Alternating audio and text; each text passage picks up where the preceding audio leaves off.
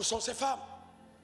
Aujourd'hui, vous les voyez tous à des heures cruciales devant les chaînes de télévision, en train de regarder les films brésiliens et en train de rêver d'un certain amour qu'elles recherchent quelque part et qu'elles ne trouveront jamais. Parce que d'abord, quelque part, des femmes africaines qui sont ici, avec la culture des maris qui ne savent même pas faire une bise à leurs femmes, elles voient des gens donner des fleurs, donner des ceci, et elles passent leur temps à rêver. Vous allez rêver longtemps, vous allez rêver longtemps, vous allez rêver encore trop longtemps. Si vous n'apprenez pas à faire ce que Dieu va nous montrer tout à l'heure, vous allez rêver toute votre vie et vous allez aller à la tombe en rêvant. Ah ouais, parce que c'est important qu'on le comprenne, que même dans le monde spirituel, même dans l'église, il y a une forme de d'évaluation de la gente féminine. Je dis bien une forme de d'évaluation de la gente féminine. Quels sont les critères aujourd'hui qui nous amènent, nous, en tant qu'hommes ou en tant qu'homme, à choisir une femme?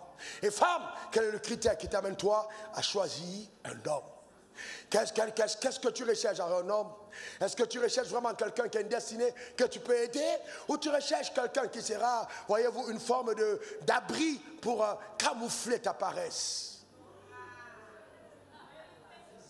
Quelqu'un qui viendra te donner de pouvoir avoir de la brillance, alors que toi-même dans l'âme, tu passes ton temps à sombrer. Comment peux-tu prétendre à la grandeur alors que tu ne fais que chaque jour plonger ton âme dans les abîmes de la pauvreté? La pauvreté spirituelle, l'absence de lumière. Ton âme est trop obscure, mais ton corps brille trop. Le contraste est terrible et effrayant. Voilà le vrai problème. Alors, vous savez, nous sommes là aujourd'hui. Allez, on reçoit l'onction de mariage. Amen. Amen. Mais le trouve, vos frères et sœurs, est-ce que vous croyez vraiment que vous avez besoin d'onction pour vous marier? Pensez, non, je vous pose une question réelle. Pensez-vous que Dieu est idiot? Ne vous a-t-il pas créé pour que vous soyez aide de quelqu'un? Enfin, le drame, c'est que tout ce que vous poursuivez au détriment du royaume vous fuit. Et tout ce que vous délaissez pour le royaume vous poursuit. Voilà la clé. Prenons des exemples. Nous cherchons ces femmes. De la prophétesse Anne. C'est quelle femme? Cette femme a été mariée. Et la Bible dit d'elle, regardons dans Luc 2, verset 36 à 38, afin que vous ne dites pas que j'invente ce que je dis. Il y avait aussi une prophétesse Anne, fille de Phanuel, de la tribu d'Azer. Elle était fort avancée en âge. Elle avait vécu 7 ans avec son mari depuis sa virginité. Restée veuve et âgée de 84 ans. Voyez-vous, 84 ans.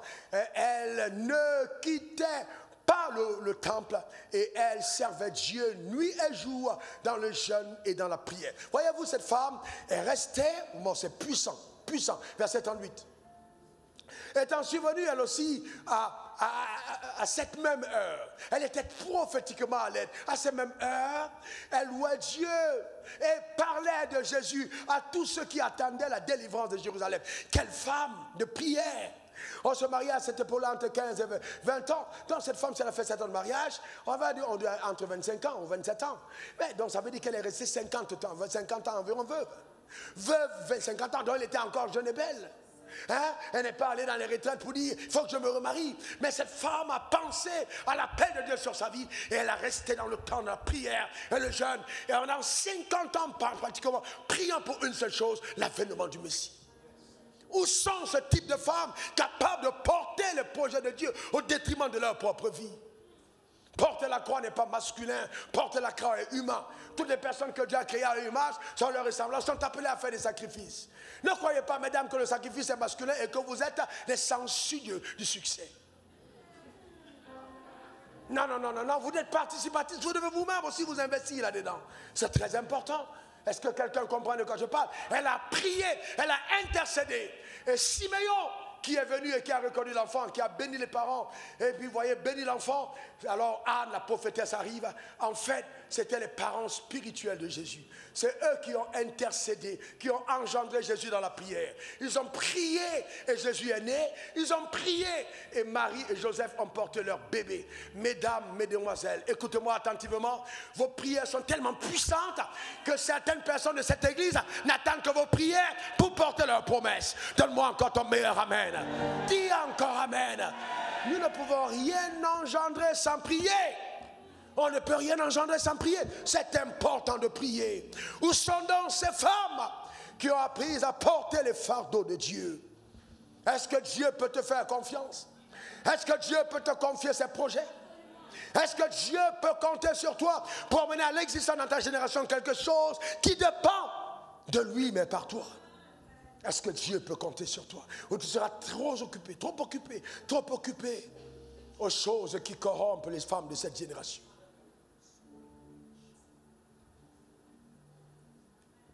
Voilà le drame. Pensons aussi à Anne, la mère de Samuel. Samuel 1, verset 8 à 11, la Bible dit Elkanah, son mari, disait Anne, pourquoi pleures-tu? Tu ne manges pas. Pourquoi tu ne manges pas? Pourquoi ton cœur est-il attristé? Est-ce que je ne vaux pas pour toi mieux que 10 fils? Anne se leva après que l'homme eut mangé et bu à Silo. Le sacrificateur Élie s'assit sur un siège près de l'un des poteaux du temple de l'Éternel. Et l'amertume dans l'âme, elle prie à l'Éternel et versa des pleurs. Et fut en vœu en disant Éternel des armées. Voyez, elle était en train de pleurer. Elle dit oh Éternel des armées, si tu daignes regarder l'affliction de ta servante, si tu te souviens de moi et n'oublie point ta servante, si tu donnes à ta servante un enfant mâle, je le consacrerai à l'Éternel pour les jours de sa vie, et le rasoir ne passera point sur sa tête. C'est puissant. Cette femme arrive et elle se rend compte que Dieu a besoin, que dans le temple, les enfants d'Élie sont en train de s'amuser avec les sacrifices.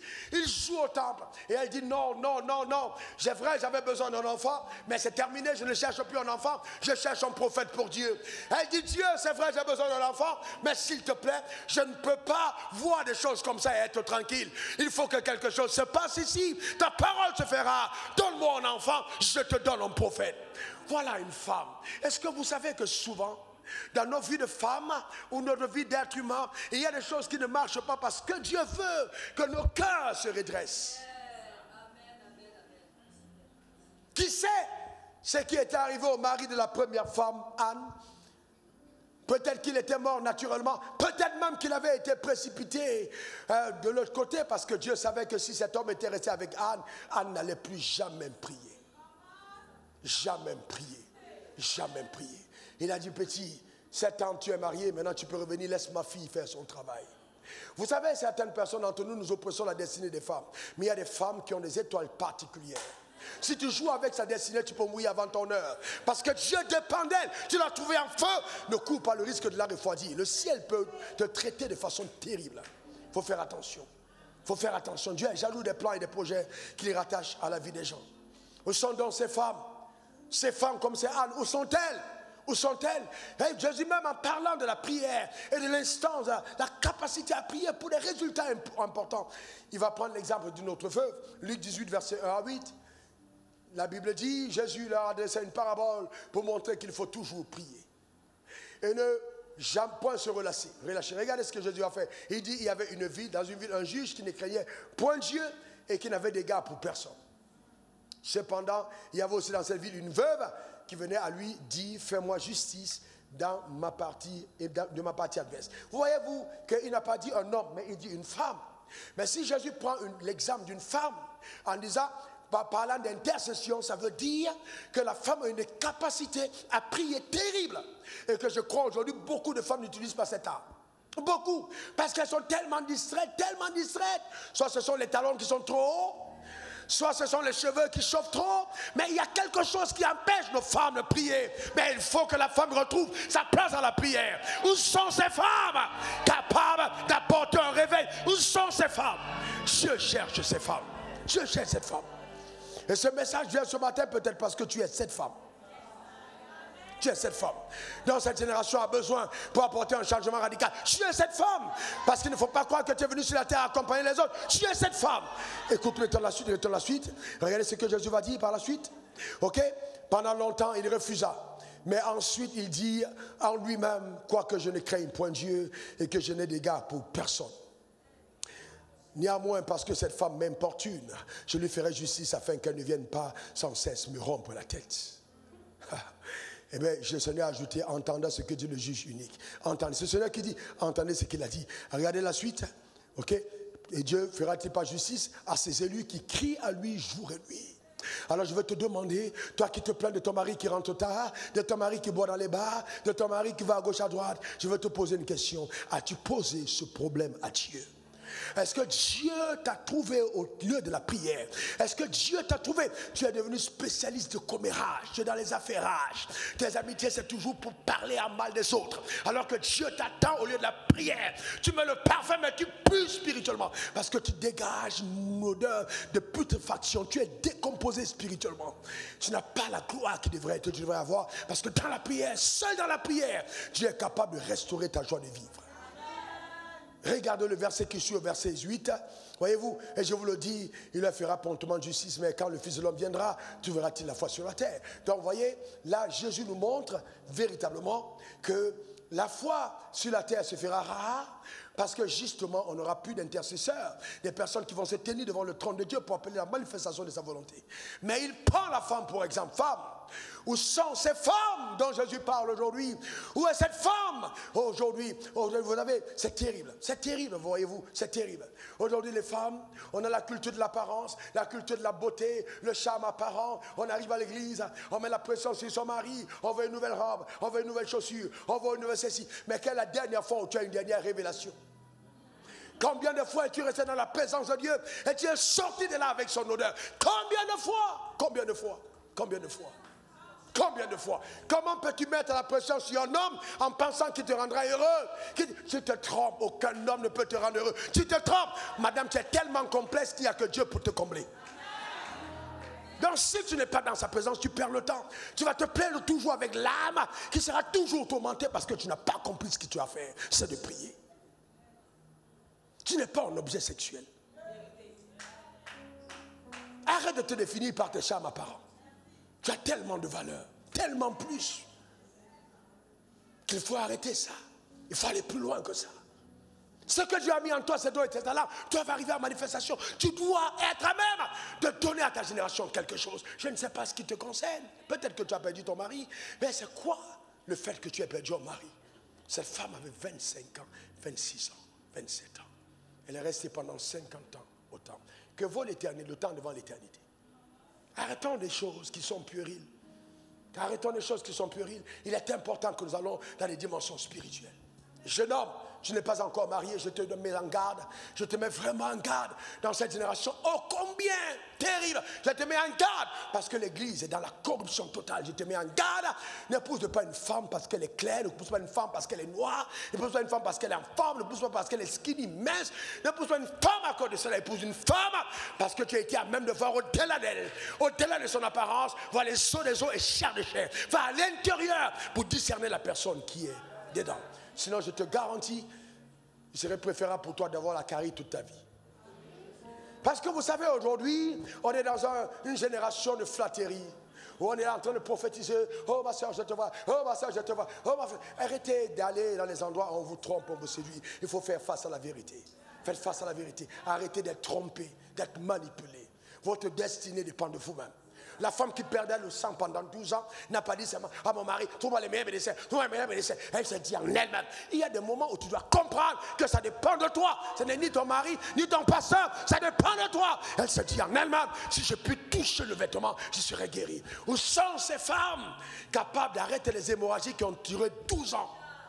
Où sont ces femmes? Parce qu'elles ont vu Jésus passer. Elles sont où? Elles sont où? Arrête de mettre une pression sur un homme inutilement. Ta vie ne dépend pas de lui. Ça dépend de Dieu. Arrête ça. Est-ce que tu comprends? Arrête ça. Il faut aller devant Dieu. Est-ce que tu sais, ma soeur, est-ce que tu sais véritablement que c'est à cause de Marie que l'ange est parti parler à Joseph? Où sont ces femmes qui sont capables de créer une visitation divine dans leur maison à cause de leur prière? Où sont ces femmes? Où sont ces femmes capables de coopérer avec le ciel? Où sont ces femmes? Où sont ces femmes? Arrêtons. Voyez-vous, arrêtons ça. Hein?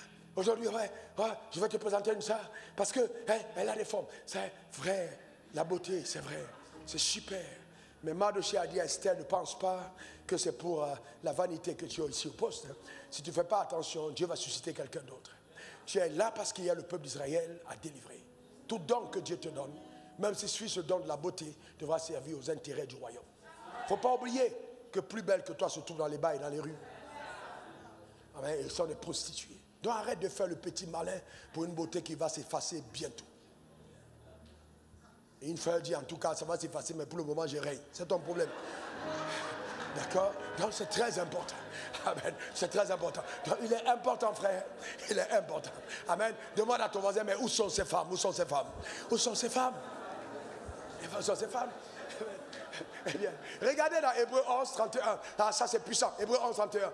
Regardez, la Bible dit c'est par la foi que Rahab, la prostituée, ne périt pas avec les rebelles parce qu'elle avait reçu les espions avec bienveillance. Écoutez, ce texte est profond. Parce que moi-même, vous voyez, en tant que conservateur des Écritures, puriste en ce qui concerne les textes, j'étais choqué de ce que une prostituée soit dans le panthéon de la foi. Parce que ce n'est pas sérieux. Enfin, de par mon entendement religieux. Mais simplement que Dieu me dit, cette femme-là qui était prostituée, elle a reconnu la présence des espions. Elle a accueilli les espions, elle les a hébergés chez eux, elle a facilité leur travail. Entre-temps, celles qui sont à l'église, assistance pasteur, femme de pasteur, c'est elles qui tuent le ministère. C'est elles qui calomnient les pasteurs. C'est elles qui mentent sur les pasteurs. C'est elles qui détruisent le ministère. Voyez-vous, dans le tout n'est pas d'être à l'église. Est-ce que ta vie à l'église sert aux intérêts du royaume? Combien d'églises ont eu des problèmes à cause des mensonges des femmes? Tes yeux sont pleins de convoitises. Tu es assise avec ton mari, mais tu regardes le mari d'autre. Au lieu d'être une femme de prière, tu n'es pas satisfaite. Tu veux manger tous les fruits du jardin. Il y a un qui est interdit. Voilà ton problème. Voilà ton vrai problème. Voilà ton problème. Ce n'est pas ton mari ton problème. C'est que tu veux manger comme ta mère. Et les fruits interdits. Et quand tu n'as pas accès à ces fruits, tu commences à raconter des mensonges. Joseph voulait me violer. Joseph voulait me violer. Joseph ne voulait pas te violer. Joseph a été respectueux de ta convoitise satanique. Mais tu as pris ses vêtements entre ses mains. Mais je te garantis, tu paieras pour ça. On n'a pas de médaille au ciel d'avoir pris les vêtements non justes. On a une récompense d'avoir hébergé des espions. Prostituée qu'elle était, elle a changé sa tenue. Elle a dit, il ne faut pas que les gars là me voient dans les tenues comme ça. Elle s'est habillée en longue robe. Elle a commencé à les servir. Elle a mis off sa prostitution pendant 48 heures. Parce qu'elle s'est dit, les hommes de Dieu sont là. Mais toi, tu viens à l'église, tu mets les jupes longues, tu mets les seins dehors. Enfin, entre toi et la prostituée, qui est mieux? C'est elle. Parce que toi, tu fais ta position même dans l'assemblée. Tu n'as pas honte? Où sont ces femmes? Où sont ces femmes? Où sont ces femmes? Le temps me manquerait pour vous parler de toutes ces femmes, de ces Myriam qui marchait avec son frère et qui à la sortie de la mer Rouge a entonné un cantique inspiré. Qui est comme toi? Oh Seigneur, qui est comme toi? Oh Seigneur, parmi les dieux, qui est comme toi, magnifique en sainteté, digne de louange, opérant des prodiges? Où sont ces femmes capables de connecter avec l'Esprit de Dieu et de chanter des cantiques qui viennent tout droit du ciel? Où sont ces femmes? Où sont-elles aujourd'hui? Elles sont où? Où sont ces femmes? Où sont ces femmes comme la mère de Moïse qui ont osé défier le l'édit du roi pour dire non, non, mon enfant ne mourra pas. Non, cet enfant vivra. Si on avait laissé Moïse entre les mains de nos sœurs d'aujourd'hui, Moïse serait mort. D'ailleurs, je suis embêté, Moïs me dérange trop, il pleure trop. Va là-bas, va là. Je connais une femme qui a jeté son enfant. Son mari m'a appelé, elle a jeté son enfant. Quand elle a vu que ses seins sont tombés, que son ventre s'est plissé, elle était fâchée contre l'enfant. Elle tapait l'enfant. Regarde ce que tu as fait de moi. Où sont ces femmes? Où sont ces femmes? Où sont ces femmes? Où sont ces femmes? Où sont-vous aujourd'hui? Où sont-elles? Aujourd'hui, la télévision, hein, voyez-vous, même à l'église, c'est incroyable. Où sont ces femmes? Des femmes comme Déborah, capables d'être juges et de conduire un peuple, parce qu'il y a des hommes absents et qui disent, on se tiendra pour Dieu. Où sont ces femmes? Où sont-elles aujourd'hui? Où sont ces femmes comme Marie, qui peut dire, je reste au pied du maître, j'apprends, j'étudie, je suis assidu à l'œuvre de Dieu, je m'engage. Où sont ces femmes? Elles sont où aujourd'hui? Où sont ces femmes qui accompagnaient Jésus et supportaient de tous leurs biens? Elles sont où? Où sont ces femmes? Femmes, où es-tu? Que Dieu te bénisse. On va baisser nos têtes, on va prier, on va prier. Eh bien, que personne d'entre nous ne participe à la destruction de la gente féminine, mais que nous contribuons à retrouver cette femme. Ces femmes que Dieu cherche. Où sont-elles? Celui qui trouve une femme vertueuse a trouvé le bonheur. Mais une mauvaise femme est comme une carie dans les eaux. Où sont ces femmes? Nous bénissons beaucoup de mariages, mais où sont ces femmes? Où sont ces femmes? Elles sont où, ces femmes qui sont supposées être Les femmes de nos fils, où sont ces femmes? Où sont-elles? Nous prions, nous parlons à Dieu. Cette femme peut être une sœur, cette femme peut être une fille, cette femme peut être une épouse, cette femme peut être une mère. Où sont ces femmes? Nous disons non, Dieu, Seigneur, nous refusons que la gente féminine soit détruite. Nous disons non, non, non. Les femmes ont tellement de valeur que nous ne voulons pas être complices de leur destruction. Nous disons non, Seigneur. Nous prions, Seigneur, pour la restauration totale. Nous prions de tout notre cœur. Nous t'implorons, Père, interviens dans le nom suprême de Jésus. Interviens par ta puissance. Oh Dieu, accomplis tes merveilles dans le cœur des hommes et des femmes. Oh Dieu, que nous, hommes, ne soyons pas complices de la dépravation des valeurs féminines. Oh Dieu tout-puissant, où sont ces femmes? Nous voulons les voir, nous les appelons à l'existence. Dans nos maisons, ces femmes qui se tiennent dans la brèche, ces femmes qui enfantent les héros, ces femmes qui coopèrent avec tes plans, cette femme qui travaille à l'avènement de ta justice, ces femmes qui cachent les prophètes de Dieu.